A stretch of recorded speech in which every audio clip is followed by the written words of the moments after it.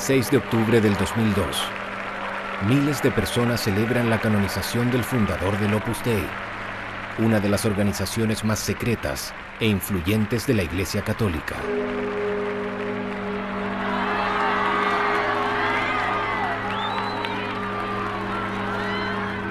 José María Escrivá de Balaguer, sacerdote español, acaba de ser proclamado santo. La época en que la obra era calificada de santa mafia o de secta ha llegado a su fin. Nadie parece recordar sus lazos con el franquismo ni con las dictaduras de América Latina. El padre. 4 rosarios, 10 euros. 4 por 10. En Chile, Joaquín Lavín es uno de los pocos políticos que confiesa públicamente su pertenencia a la obra. Este padre de 7 hijos, economista neoliberal, ha sido en 2 oportunidades el candidato presidencial de la derecha dura. El Opus Dei dice querer santificar el mundo. Sin embargo, con frecuencia la obra es percibida como un lobby conservador que infiltra las altas esferas de poder.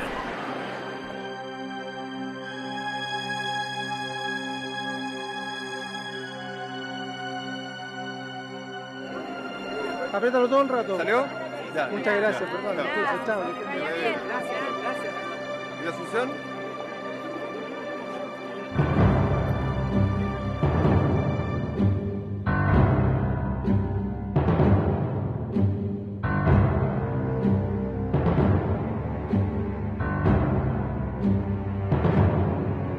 Chile, junio de 1974. Hace solo 9 meses que los militares tomaron el poder. El país está manchado de sangre, represión y muerte. Es en estas circunstancias precisas que el fundador del Opus Dei visita el país. Monseñor Escrivá de Balaguer no viene a hablar de política. Él viene a visitar a sus hijos victoriosos, a tranquilizar la conciencia de esos buenos católicos deseosos de construir un nuevo país. Hay que comenzar una cruzada de virilidad y pureza, y esa cruzada es obra vuestra, dirá el padre. Primero, yo no he fundado el Opus Dei. El Opus Dei lo ha hecho, es cosa del Señor. Y yo no he sido más que estorbo. ¿Está claro? De modo que pide perdón al Señor conmigo por mi poca correspondencia, por mis pecados, pedir por los sacerdotes, por mis hermanos sacerdotes. Yo no conozco ningún sacerdote malo. Pero la realidad es que el mundo está muy revuelto. Escrivá permanece 11 días en Chile. Todas sus reuniones se realizan a puertas cerradas y terminan con una oración por las nuevas autoridades legítimas, es decir, Augusto Pinochet, autoproclamado presidente de la Junta, a escasos días antes de la llegada de Monseñor. Más de 30 años han pasado desde la visita del fundador a Chile. El Vaticano le concedió el estatuto jurídico de prelatura personal de la Iglesia Católica. Pero aún así, la obra continúa rodeada de secretos. En Santiago, es un rumor el que nos lleva a este edificio en obras. Al parecer, el Opus Dei estaría construyendo su nueva prelatura.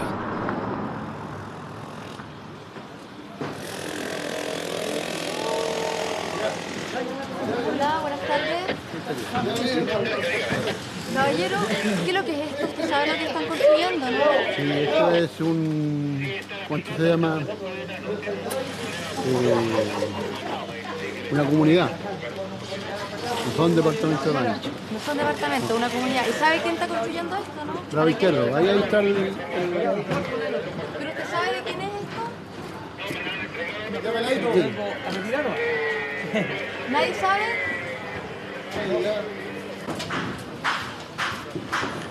La nueva prelatura del Opus Dei no pertenece al Opus Dei. Es una sociedad anónima. Oficialmente la obra no posee ningún bien en Chile. La obra sería una institución pobre, solo rica de sus hijos. Todas sus empresas apostólicas, los colegios, institutos, centros de formación, pertenecen a sus miembros, cuya identidad no revelan. Quizá la tierra hay muchos hombres diciendo yo tengo la verdad, pero la verdad es una fuerza, la palabra de Dios. Yo no he venido a predicar esta religión. Buenos días, caballero. Buenos días. ¿Usted sabe lo que es el Opus Dei? No tengo ni idea. ¿Ha escuchado hablar?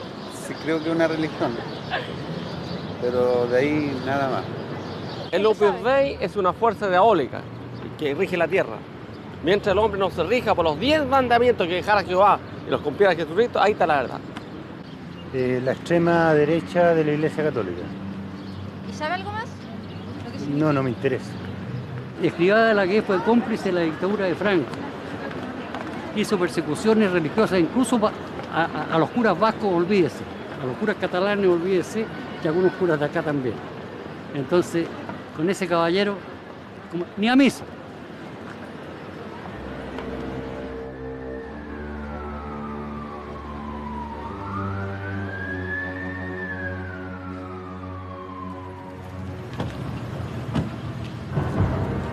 ¿Por qué una institución de la Iglesia Católica actúa de forma tan poco transparente?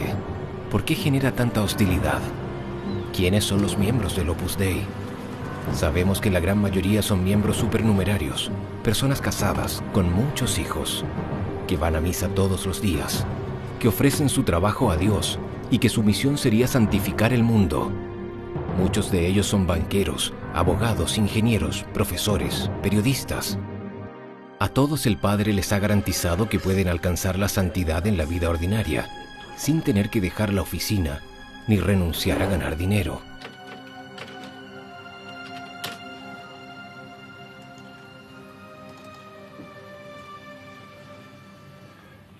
Así que, ya Claudio. Yo creo que cualquier católico tiene que buscar la santidad. Y lo que aporta el Opus es una santidad muy aterrizada. Es la santidad en la vida ordinaria, en el contacto con la gente, en el trabajo bien hecho, en el respeto por lo demás, en hacer las cosas bien profesionalmente. Y no una espiritualidad beata. No se trata de eso. O sea, uno tiene sus expresiones de carácter espiritual muy claras, pero la santidad se busca en el trabajo diario, en las cosas que uno hace día a día, hacerlas bien y hacerlas en función del bien común, del prójimo.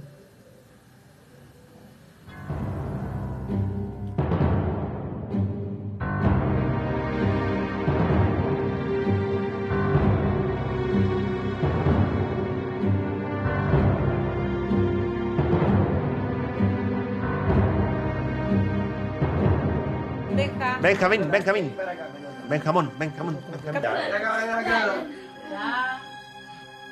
Bien. Un close-up. En nombre del Padre, el Hijo y el Espíritu Santo. Amén. Bendícenos, Señor, a nosotros y a estos alimentos que recibimos de tus manos. Amén. Que el Rey de la Gloria Eterna nos haga partícipe del banquete celestial. Amén. El padre decía que una madre ya es santa después del 8º hijo. Jorge Alé tiene 12. Su familia es la encarnación misma de estos hogares luminosos y alegres, idealizados por el fundador.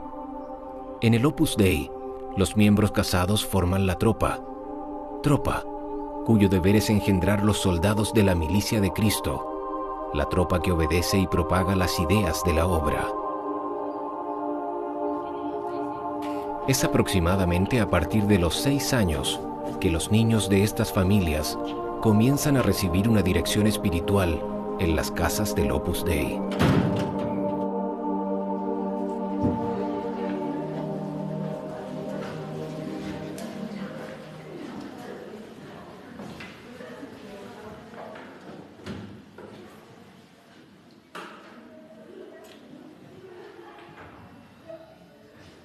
Siempre cuando venimos los martes que nos toca a nosotros, hacemos unas charlas que nos enseñan cómo ser mejor, cómo ayudar al prójimo, a las demás personas, y para poder llegar al cielo, bien. Y una vez al mes, los martes, una vez al mes, en vez de charla tenemos meditación, como una charla con el Padre. Quiero ser profesora y tener harto hijos. Y también quiero ser del Opus Dei. Yo quiero también ser numeraria, pero no sé si Dios me llama. ¿Y ustedes saben lo que es una numeraria? Sí. ¿Qué es lo que es? Es una persona que Dios la llama a que se entregue. Es casi una monjita, pero menos sacrificado. Y que vive en una casa común y corriente, con un oratorio, y no se pueden casar tampoco. Y también es de la obra, el Opus Dei. Y también en el Opus Dei hay supernumeraria, que son personas casadas que son del Opus Dei. ¿Ustedes rezan en la noche? Sí. ¿Y por qué piden? Por la madrina de mi hermano que está con cáncer. Por las almas del purgatorio. Para Papa. Para que haya más sacerdotes. Para que recite bien la canonización. Para que no se haga la ley del divorcio. Y para que todo el mundo se convierta también. Y sepa lo que es el Opus Dei. Por eso.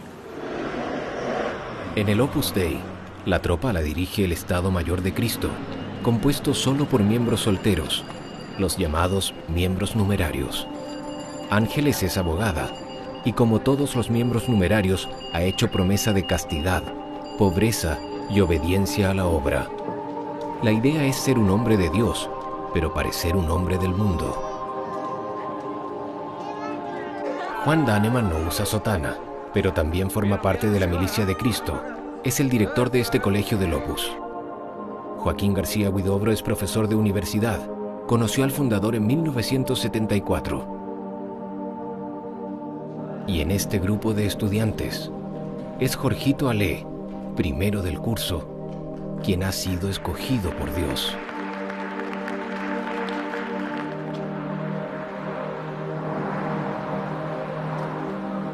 En todo el mundo, los numerarios y sacerdotes de la obra viven en casas comunes y corrientes. Es aquí, a puertas cerradas, que el Opus Dei realiza la mayor parte de sus actividades de formación y dirección espiritual.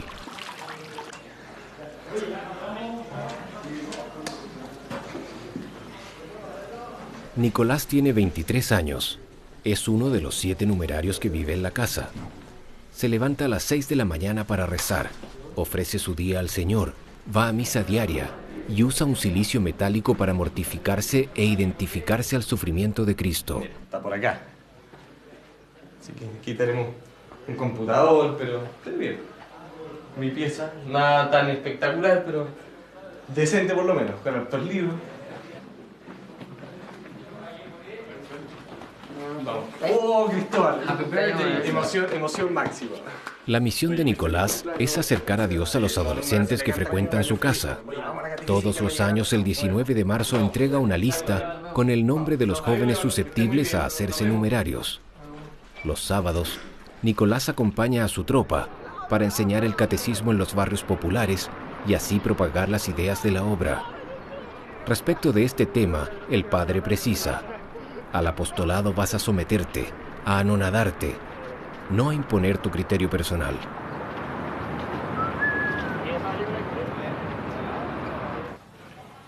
La familia es la base de toda sociedad.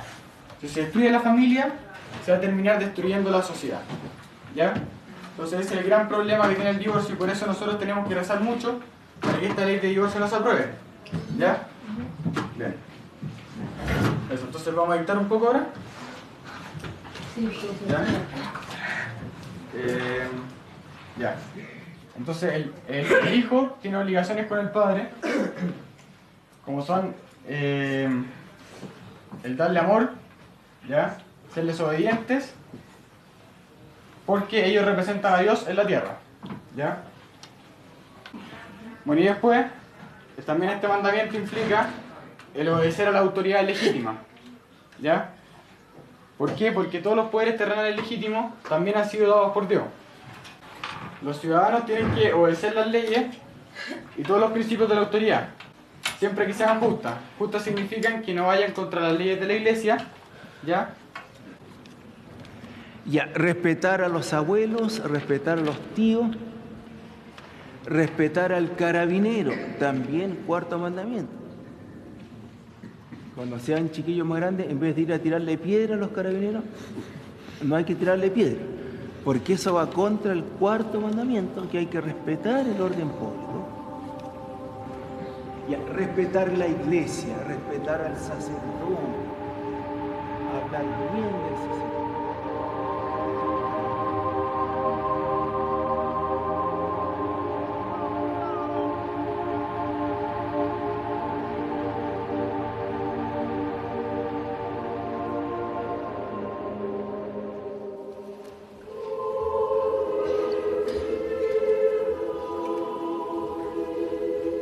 Hoy se celebra la misa en memoria de Jaime Guzmán, ideólogo máximo de la dictadura, cerebro gris de Pinochet. Jaime Guzmán, un ferviente católico, admirador de Franco, fue el creador de la UDI, el partido de extrema derecha católica al cual pertenece Joaquín Lavín. La misa fue organizada por este hombre, Gonzalo Rojas Sánchez, historiador, miembro numerario del Opus Dei, fanático defensor de la dictadura, director honorario de la Fundación Pinochet. Para muchos chilenos, los herederos de Pinochet integrantes de la UDI y el Opus Dei estarían estrechamente ligados. El Opus Dei dice no tener fines políticos, pero hay visiblemente una contradicción entre lo que pretenden y lo que la sociedad percibe.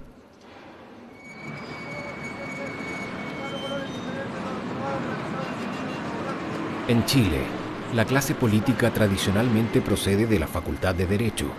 Jaime Guzmán fue profesor en la Universidad Católica. Curiosamente, Gonzalo Rojas Sánchez y otros miembros de la obra enseñan en esta facultad. Y es aquí donde reclutan a los posibles líderes políticos del mañana, como Luis Alejandro Silva. Digamos, mi convicción de que puedo aportar mucho en la política es mucho más fuerte desde que soy numerario que antes. Y también si tú te metes en el trabajo de cualquier numerario que se empeña por ser santo de verdad, el trabajo está bien hecho. Entonces uno podría pensar que efectivamente hay un afán por conquistar el mundo. Pero es que eso es solamente la consecuencia de querer hacer un trabajo bien hecho para Dios. ¿Por qué me quiero dedicar a la política? Una cuestión muy de fondo, que es un poco ambiciosa, pero creo que es posible, que es cambiar un poco la mentalidad de este país, de mucha gente por lo menos, que yo encuentro que somos muy estatistas. Y lo esperamos un poco todo del Estado, aunque el Estado nos dé poco, pero lo seguimos esperando todo digamos, de la institución, y no nos damos cuenta, yo me incluyo, del poder que tenemos en nuestras manos, digamos, de lo que somos capaces de hacer. Entonces me gustaría ser político para eso, no para... Bueno, obviamente que para influir también lo más posible en las leyes, o sea, que sean bueno, leyes acordes con la moral, digamos. Pero también por esta cuestión de fondo, ¿sí? De bueno, hacer que la gente crea más en sí misma, o sea, de lo que es capaz. ¿Es que tú puedes leer lo que tú quieras e ir al cine a ver lo que tú quieras? No. ¿Me puedes contar más? Es que eso va a sonar demasiado mal, prefiero no... ¿Pero es cierto o no es cierto? Sí, pues. Es el tema que me preocupa, por eso te lo pregunto. Bueno, es que yo te respondería que leo lo que yo quiero y no voy al cine. Eso es lo que yo te respondería.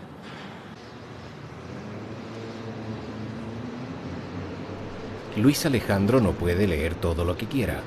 Como sucede con todos los numerarios, la obra ejerce un estricto control de sus lecturas, correspondencia, gastos, salidas. Al cabo de 5 años, deberá incluso firmar un testamento a favor de la obra.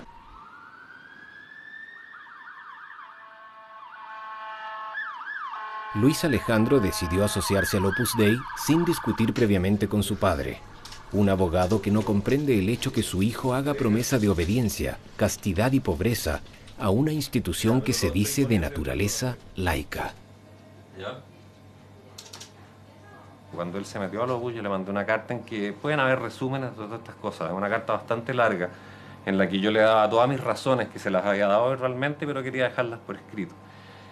Y lo único que le pedí es que no se la mostrara a nadie del Opus. Le dije, no se la vaya a mostrar, pensando en el Cura Ibáñez, que es impresionante, inteligente. Y yo dije, o sea, a mí me saca a duelo el padre Ibáñez y sacamos los dos las espadas y en 2 toques me tiene contra la pared. O sea, yo con él, le dije, con él yo no voy a debatir. Porque yo tengo una prerrogativa, le dije, yo tengo un derecho que nadie tiene. soy tu padre. Y ese derecho lo voy a ejercer. Y aquí está, este es mi testimonio. Pero esto no es para debatir con el Opus, porque el Opus me revienta. O sea, son gente muy preparada, son gente estudiosa, son gente realmente de una capacidad intelectual superior al normal, si eso no cabe duda. Prueba de ello es la organización que tienen, cómo lo han hecho, las cosas que logran. O sea, son realmente fuera de serie. Entonces yo con eso fuera de serie no entro al debate porque salgo derrotado. Y yo en general cuando entro a pelear con alguien es porque quiero ganar.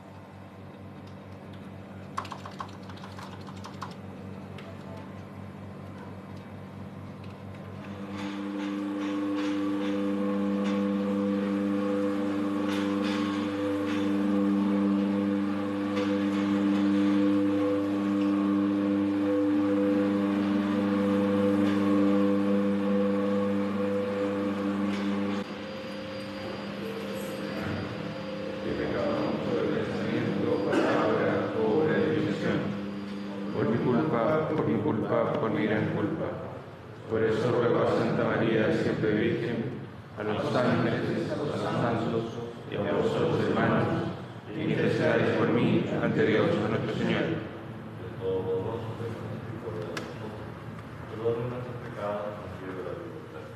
Amén.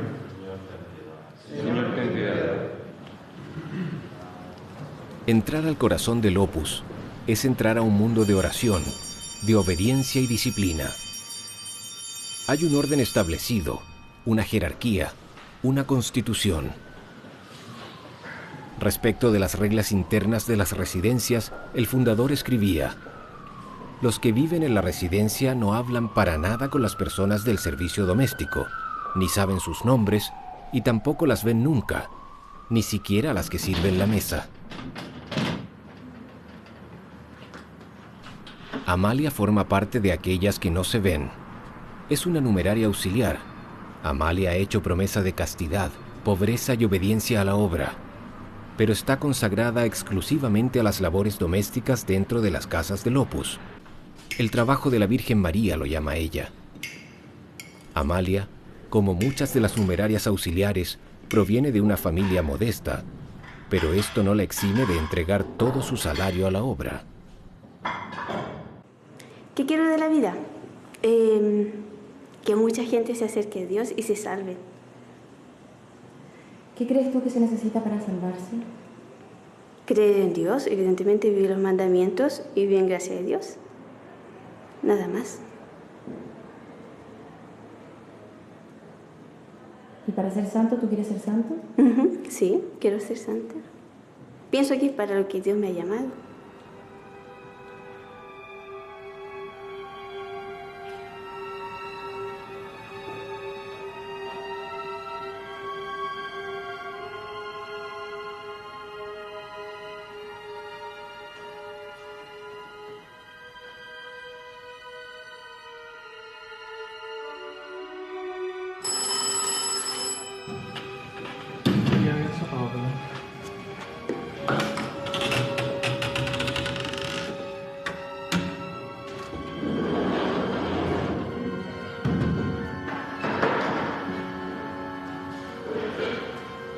Con toda claridad y seguridad puedo decir que al Opus Dei no le falta nada, porque si no el fundador no sería santo. La fundación del Opus Dei se acabó cuando el fundador se murió. De ahí nosotras vivimos solo fielmente lo que el fundador del Opus Dei dejó dicho, hecho y escrito, y no se nos pasa por la cabeza cambiar nada. Lo que sí, cambiar yo.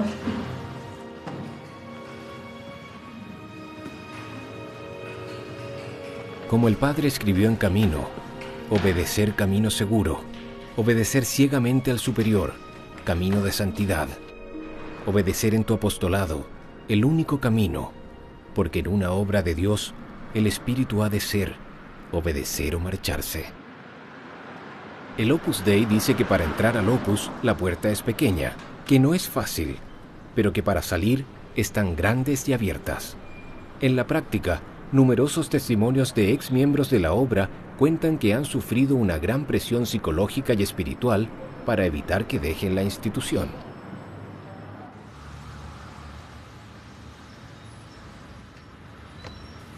El testimonio te lo tengo que dar a rostro cubierto porque el Opus Dei es una institución muy poderosa. Tiene muchos poderes políticos, económicos, muchas relaciones a nivel empresarial. Los métodos que él utiliza cuando hay gente que no está de acuerdo y cuando hay gente que hablaba en contra de ellos es de difamarlo. Y yo la verdad que no me quiero arriesgar a eso, sobre todo a nivel profesional.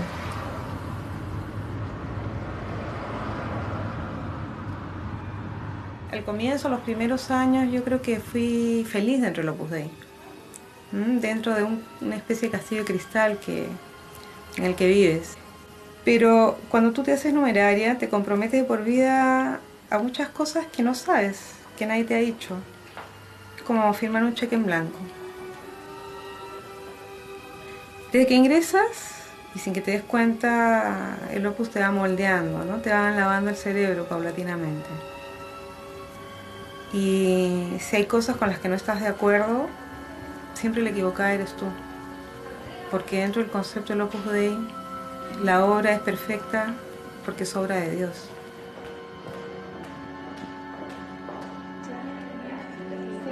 Y en ese contexto hubo cosas con las que yo no estaba de acuerdo. Por ejemplo, con la coacción que había que ejercer sobre las jóvenes, sobre las niñas que iban a las casas para que pidieran ser numerarias, siendo que muchas no querían serlo, ¿no? Y prácticamente se les chantajeaba y se les presionaba en el nombre de Dios.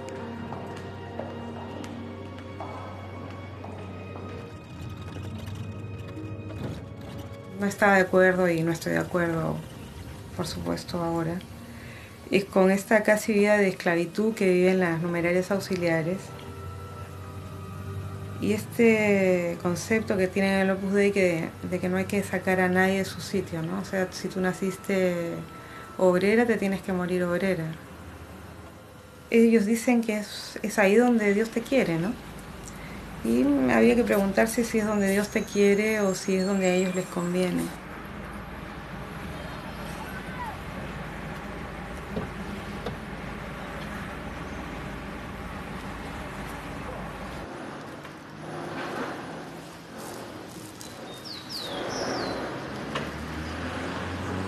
En Camino, el fundador escribió: ¿qué afán hay en el mundo por salirse de su sitio?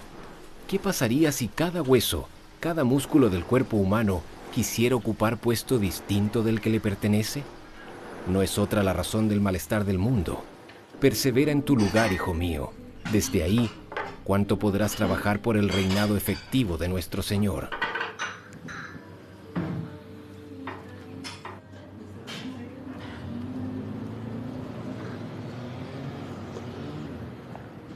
Bueno, yo entré a trabajar acá a los 18 años y venía saliendo del colegio recién, entonces tenía toda la ilusión de volver a estudiar, de seguir estudiando. Pero aquí, como están los niños chicos todavía, la señora Carolina me dijo que no, que más adelante. No me dijo que no, me dijo que podía ser más adelante, cuando los niños estuvieran más grandes. Entonces ahí, cuando a medida que iba pasando el tiempo, yo le iba recordando y así momentos, hasta que de repente salió que estaba esta Fontanar, que pertenece al Opus Dei también, que estaban dando curso de capacitación. Entonces empecé yo a ir a clase los días miércoles a capacitación. Bueno, aparte de hacer cosas ricas, pasteles, tortas, queques, todas esas cositas ricas, aprendí el amor al trabajo, el amor a la familia y el amor a Dios. El amor a los demás, aprender a hacer las cosas bien, aprender a hacer las cosas con cariño para los demás. Eso aprendí en Fontanar.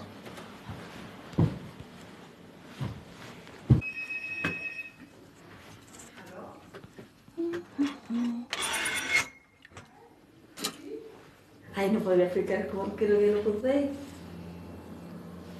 Una espiritualidad, pues, es decir, una forma de enfrentar la vida, de sentirse hijos de Dios y de la mano de Él y ir siguiendo un poco lo que nos enseñó Monseñor Escrivá de Balaguer. Sí, porque es como difícil explicarlo así como muy elevado, es decir, para llevarlo a la vida simple, no sé, sencillamente para mí el Opus Dei es algo que nos enseña a hacer bien otras cosas, a tener el anhelo de llegar al cielo, de ser felices con cosas sencillas. Eso, para mí el Opus Dei es eso.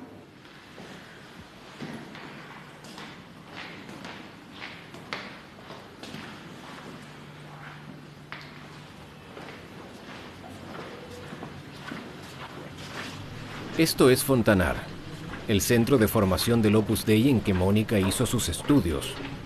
En muchos lugares del mundo, la obra tiene estas escuelas de hotelería y cocina. La idea es formar buenos empleados y propagar el mensaje de la obra, la santificación a través del trabajo ordinario.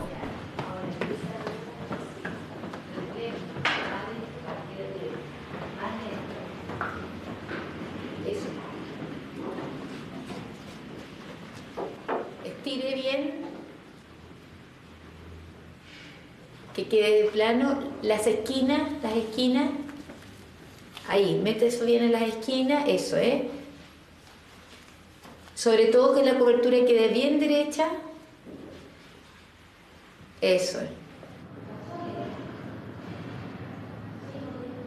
¿Por qué es tan necesaria la formación de la conciencia? Porque si yo no tengo formada la conciencia, puedo actuar de cualquier modo, ¿verdad? Y caer en ese término que decíamos antes y que vimos también en el hombre light, del relativismo, ¿cierto? Que todo da igual, todo da lo mismo y todo vale, ¿cierto? Para que no caigamos en ese error, entonces formamos la conciencia. Entonces es una ciencia práctica, porque aplicamos la norma. Entonces la conciencia, el juicio de conciencia, no es autónomo, tenemos que formarla. La conciencia no crea la norma, pero sí la aplica, ¿cierto? Las que no tienen fe pueden pensar que a lo mejor la norma viene de cualquier autoridad, pero la autoridad máxima en la tierra y en el cielo es el que está arriba. Porque nos guste o no nos guste, es el que Él lleva los hilos de nuestra vida, ¿cierto? Entonces la conciencia se llama verdadera cuando se ajusta a la norma moral objetiva. ¿Dada por quién? Dada por Dios.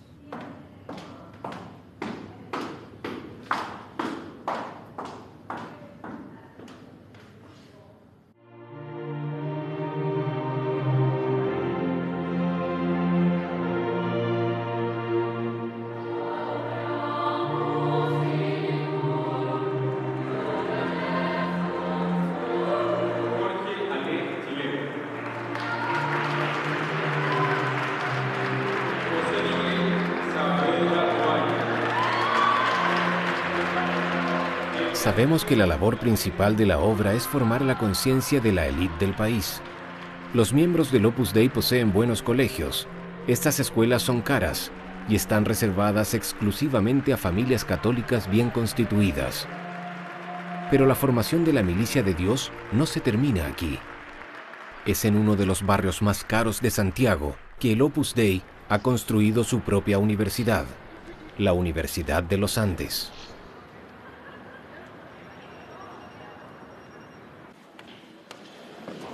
Joaquín García Huidobro es miembro numerario y doctor en filosofía. Como la mayoría de los profesores que enseñan en esta universidad, ha pasado por Navarra, la Universidad del Opus Dei en España. Aquí podemos notar el sello del Opus Dei en esta biblioteca, en varias cosas. En primer lugar, lo más visible es que está limpia. El cuidado de las cosas pequeñas, los detalles están bien terminados. ¿Qué más? Los materiales que se utilizan son materiales que están destinados a durar. La gente que ha colaborado en este proyecto sabe que en 300 años más, que en 400 años más, queremos que esta biblioteca siga funcionando. Esta biblioteca ha costado más de $10 millones. Es el orgullo del Opus Dei. Pretende ser una de las más grandes de América del Sur. Esto será en superficie, pues el catálogo es reducido. Autores conflictivos como Henry Miller o el teólogo Hans Kung no se encuentran, pero se pueden consultar las obras completas de Augusto Pinochet. En el caso del Opus Dei no hay nada que pueda llamarse censura, aparte de que la palabra encuentro yo que está en gran parte contaminada actualmente. Lo que hay son unas medidas mínimas de prudencia en la formación intelectual de los fieles. Yo leí en mis tiempos de escolares y luego universitarios cuánta cosa me caía en las manos. Y yo sé el efecto que produjo en mí Nietzsche, por ejemplo. Y cuánto me costó quitármelo de encima y poder analizarlo. Yo no le recomiendo a nadie que tenga que pasar por las que pasé yo y sudar tinta, ¿verdad? Para formar mi pensamiento a partir de un conglomerado de lecturas desordenadas. Creo que tengo elementos especiales para apreciar lo que es un orden en las lecturas, justamente porque yo padecí en carne propia lo contrario.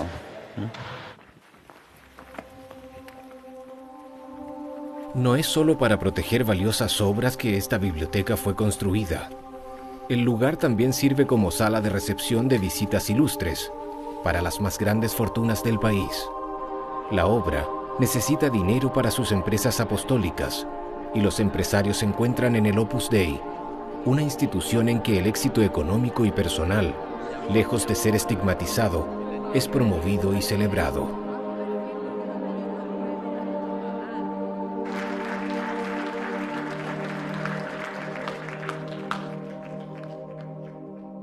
También es la universidad un lugar privilegiado para realizar una reflexión sobre la empresa. Esta reflexión, ayuda a explicar al resto de la sociedad en qué consiste la tarea del empresario y por qué resulta imprescindible y beneficiosa. Entre las características de los países subdesarrollados no solo se encuentra el analfabetismo, la desnutrición o la falta de tecnología. Una de las señales más notorias del subdesarrollo consiste en no saber valorar el aporte de las empresas y los empresarios.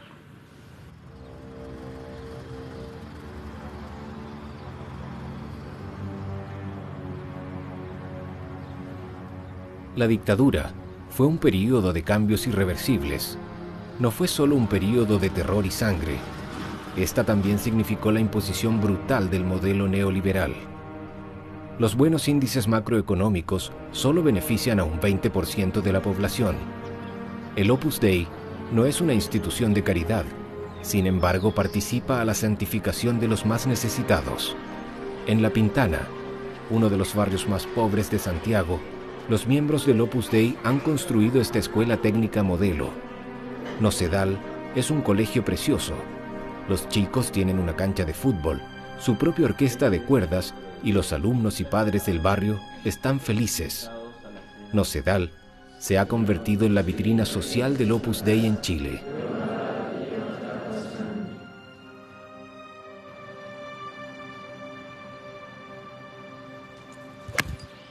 Vamos. De mis ganancias, cuando provienen de este caballero, del cliente de este caballero, tengo que pasárselas a Nocedal. Pero con gusto, voluntariamente. ¿No? Voluntariamente.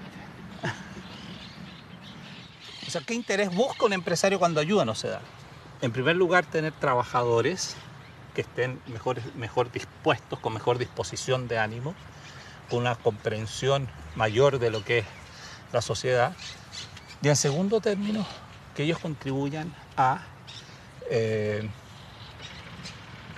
la armonía social. O sea, cuando uno tiene trabajadores que no están conscientes de su rol como personas, como ciudadanos, evidentemente va a crear gente que no está consciente, conforme, y eso trae como consecuencia una mayor nivel de conflictibilidad.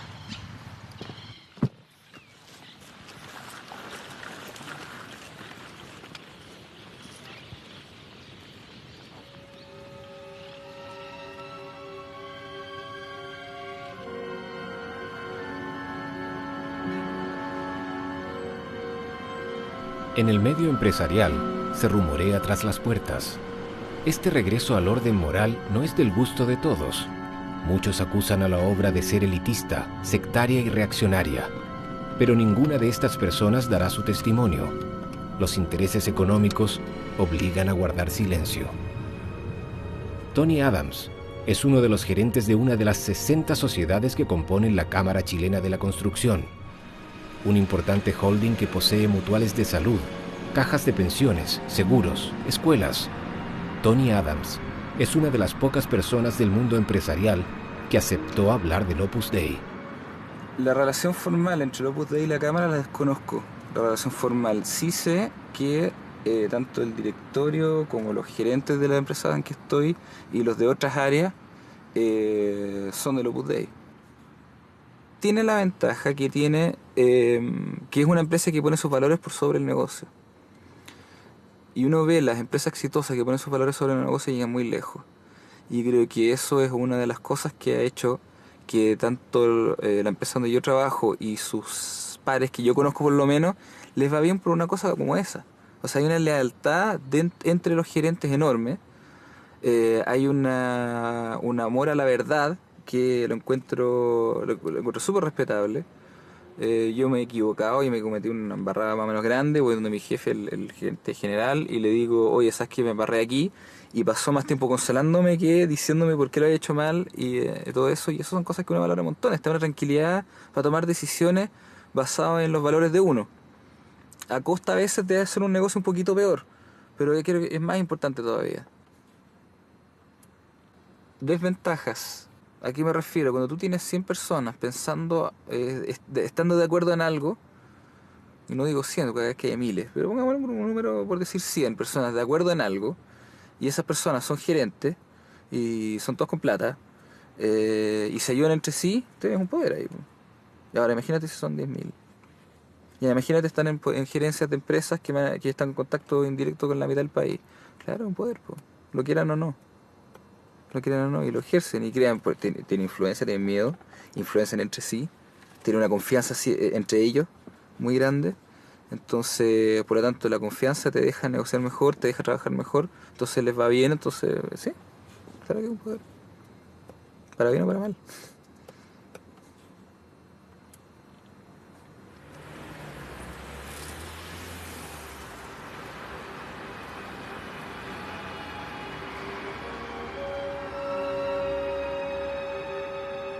No es fruto del azar si encontramos muchos empresarios y ejecutivos ligados a la obra. Es en 1958, en España, que el Opus Dei decide crear el IS, su primera escuela de negocios destinada a los altos empresarios. Rafael Termes, numerario y uno de los fundadores de esta escuela, escribía que el capitalismo había sido casi revelado por Dios.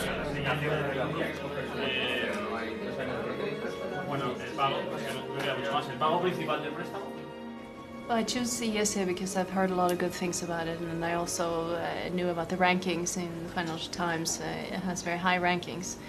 That's why I wanted to come to ESA. Also because they have a bilingual program that I think is very useful for the future. And very high level of the teachers. And did you know that it belongs to the Opus Dei? Yes, I was aware of it. And do you know something about it? I've heard a little bit about it, yes.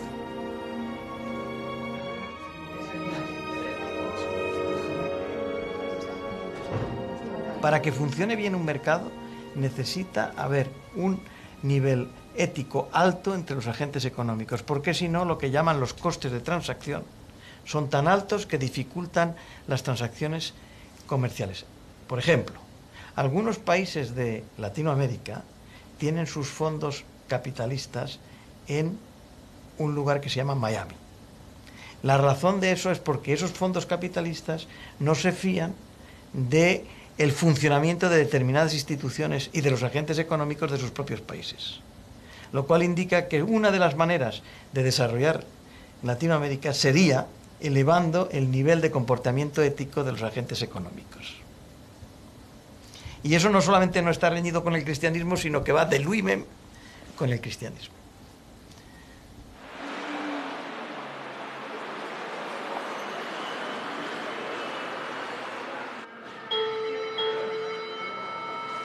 El Opus Dei nació en 1928, en los comienzos de la Guerra Civil Española, y crece y se expande bajo el régimen franquista. Con 19 ministros en la dictadura y después de notorios escándalos financieros, la restauración de la imagen de la institución se ha convertido en una prioridad. Esta mañana, el Opus organiza una conferencia de prensa para estrenar un DVD del santo. Padre, yo soy profesor universitario y con muchos católicos trabajamos mucho tiempo para conseguir la libertad de enseñanza. Y yo te diré que el tema que has tocado no es político, es religioso. Si fuera político yo no hablaría porque no digo más que tonterías si hablara de política.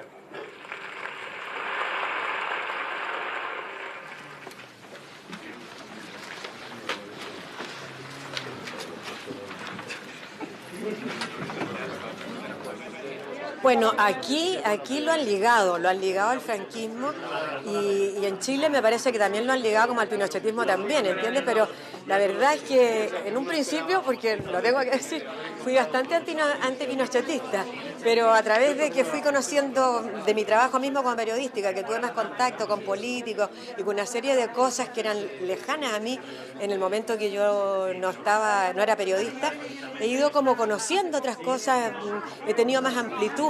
Respecto del pinochetismo, ¿ha cambiado su opinión también?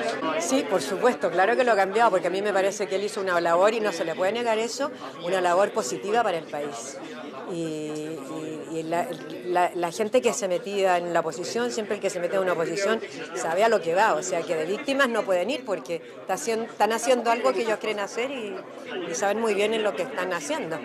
Y él tenía que tomar esas determinaciones para poder sacar el país adelante, y yo considero que lo ha sacado.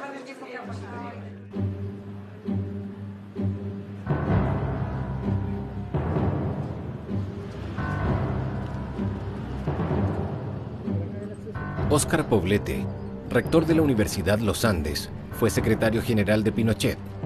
Pero en la universidad no se habla de política, se evita cualquier conflicto. Y si el profesor Pin en Madrid sugiere elevar el comportamiento ético de los agentes locales, en la Escuela de Negocios de esta universidad se dan seminarios para invertir el dinero en el extranjero, con una alta rentabilidad y sin pagar tantos impuestos. Y uno de los profesores fue Fernando Maturana, banquero chileno, implicado en el lavado de dinero del cartel de Juárez y en las cuentas secretas de Pinochet. Yo no conozco a ningún sindicalista del Opus. No conozco a nadie que esté en una posición importante en los sindicatos obreros de todo el mundo.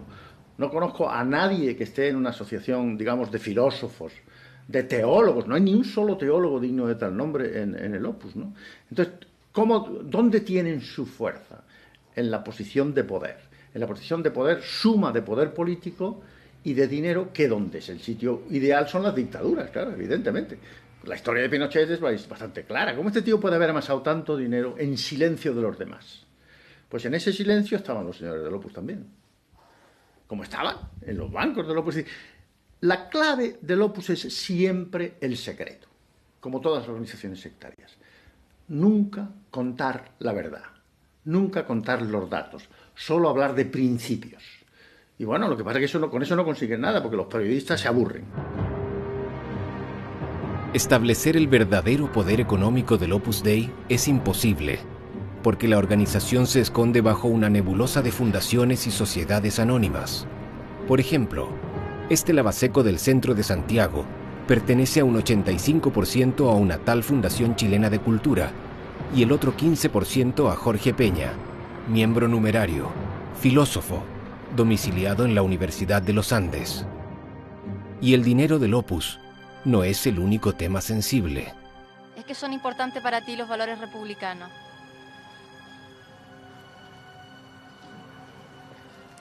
Tendría que pensar un poco eso antes de contestar. No. Yo soy muy lento para improvisar, entonces si me pregunta algo así de esa envergadura tendría que darme un par de días, digamos, y me lo haces de nuevo.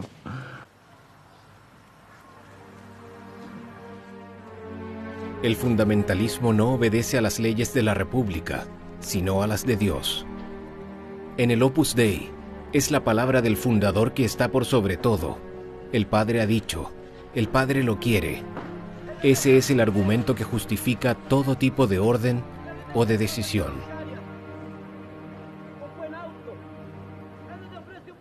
Yo sé que a lo mejor en la forma de mi camino cristiano, digamos, va a haber muchas otras personas que tienen otros caminos tanto mejores que el mío y que son diferentes. Y tú tienes que aceptarlos, respetarlos, quererlos. Y además, cuando tú gobiernas, la gran mayoría de las decisiones, que son las decisiones que uno tiene que tomar todos los días, como alcalde o como presidente, son decisiones que no tienen que ver con estos temas, son decisiones técnicas. Entonces, por ejemplo, si tú tienes que subir los impuestos o bajar los impuestos, es una cuestión técnica, no tiene nada que ver con la formación religiosa que tú puedes tener. O si, no sé, pues si tú crees que hay que invertir la plata en el proyecto A o en el proyecto B, eso no tiene nada que ver.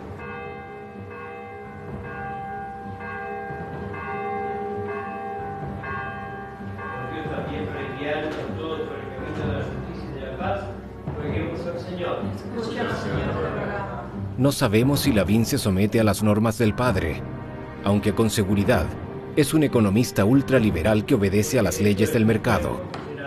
Lavín pudo haberse convertido en el primer presidente Opus Dei en el mundo. En todo caso, la obra no necesita a Joaquín Lavín para cumplir su misión. Con cerca de 90.000 miembros repartidos en más de 80 países, el Opus Dei es sin duda uno de los movimientos más poderosos de la Iglesia Católica.